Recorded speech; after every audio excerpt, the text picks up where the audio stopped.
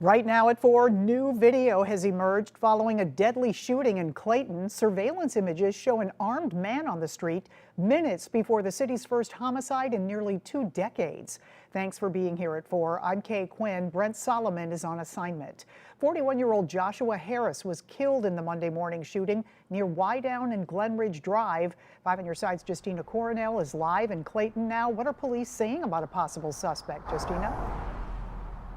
Yeah, okay, so police have been tight-lipped about this investigation, really trying to preserve the details to this case. But earlier today, I spoke to a business owner nearby who shared surveillance footage of that very morning. Now, that video captures the suspect in the area moments before the shooting Monday morning. The suspect is seen walking down an alley with a gun, and then 1 minute later, the gunman runs away. Clayton police responded to the area just before 5:30 that morning, where they found a man dead inside an apartment building in the 7500 block of Wydown. The county's medical examiner confirms that the deceased victim is 41-year-old Joshua Harris.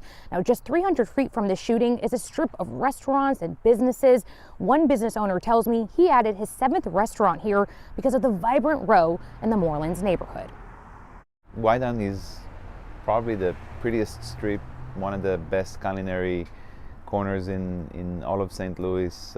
Great restaurants. I never think about Wydown. This is violent crime is not something we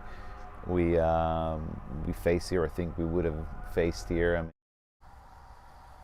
And the major case squad is helping Clayton Police Department investigate this case. If you happen to have any information, you can reach out to their tip line. That number is 314-955-0817. Reporting in Clayton, Justina Cornell. 5 on your side. All right, thank you, Justina. Right now, St. Louis police are investigating a deadly shooting inside a North St. Louis motel room.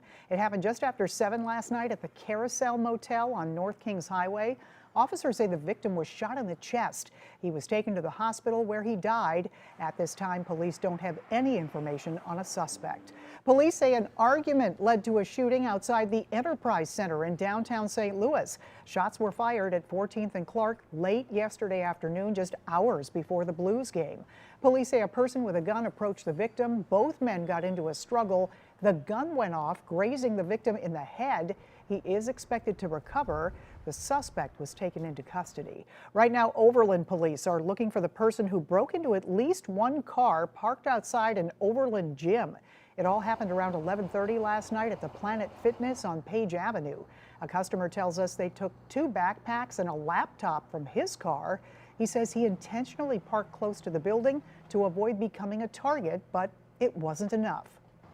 Don't leave anything of value in your car if you're going to come to a place that is known for break-ins. And 2, definitely don't come at night. Police say break-ins are common in that area. If you have any information, you are asked to call Overland Police. A vote on a tentative contract between General Motors and the United Auto Workers Union is just too close to call right now. The union hasn't posted final vote totals yet, but workers at several large factories have turned down the deal. That includes UAW members in Wentzville. GM's offer included a 25% increase in wages, adjustments for cost of living, and more contributions to the pension plan. 5 on your side's Tracy Hinson is getting reaction to the vote. Look for her reports tonight on 5 on your side at 5 and 6. All right, it is mid-November and the weather is anything but you'd expect it to be. Sunny, 70 after a cool morning, probably more than 70. Chief Meteorologist Scott Connell tracking some changes on the way in the Weather First forecast. Yeah, we are tracking some changes, definitely, Kay, but it is still incredible out there right now. 74 is the top temperature that we've seen so far. And how about what was going on a year ago today? Do you remember a year ago today? Well, Rick does, and he shared this picture from 1 year ago today down in Jefferson County with nearly 2 inches of snow on the ground. Just 1 year ago today. Nothing like that is in our forecast. The drought expected to continue here. You're looking around the region. There's hardly a cloud in the sky anywhere across the bi-state area right now. A couple of high, thin, wispy clouds off in the distance. Temperatures still close to that 70-degree mark around St. Louis. Tomorrow, yes, it's going to be another nice day, but then things start to change, and that transition will take us into next week. So a great evening's on the way. We'll be dropping back through the 60s, eventually later this evening into the 50s. One thing about the air being so dry, you get the big cool downs and you get the big warm ups. So tomorrow, with sunshine to start the day, we will warm quickly again, and then a shower chance and cooler weather for Friday. And we'll look at the weekend forecast and talk about Thanksgiving in just a few minutes, Kay. All right, we'll see you then. Thank you, Scott. Right now, a high-stakes meeting is underway between President Biden and the president of China. It's all an effort to get relations between the two powerful nations back on track. Commerce, climate, and competition will be central to their talks. NBC's Alice Barr reports from Washington. In their first face-to-face meeting in a year, President Biden and Chinese President Xi Jinping seeking firmer footing in the fraught relationship between the world's two largest economies. I think it's paramount that you and I understand each other clearly, leader to leader, with no misconceptions or miscommunication. We have to ensure that competition does not veer into conflict. A central priority moving to restore critical military-to-military communications. The lack of a direct line for talks, part of what made tensions spike when the U.S. shot down that Chinese spy balloon earlier this year. Adding to the tensions, China's combative approach toward Taiwan. The leaders also navigating economic competition and disputes over the theft of technology, hacking, and trade. Amid global upheaval, China's close ties to Russia and Iran a key focus.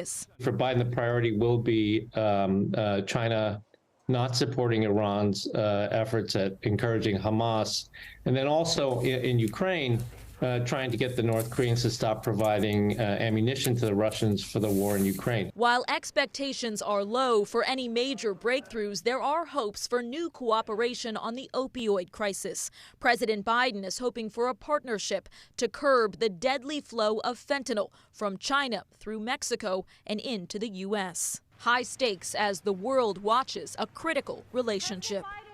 China's president spending this evening at a dinner with prominent American business leaders as he looks to woo investment amid a slowdown in his country's economy.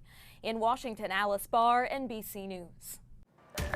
A house fire breaks out in the middle of the night, the child being credited for saving a family from tragedy.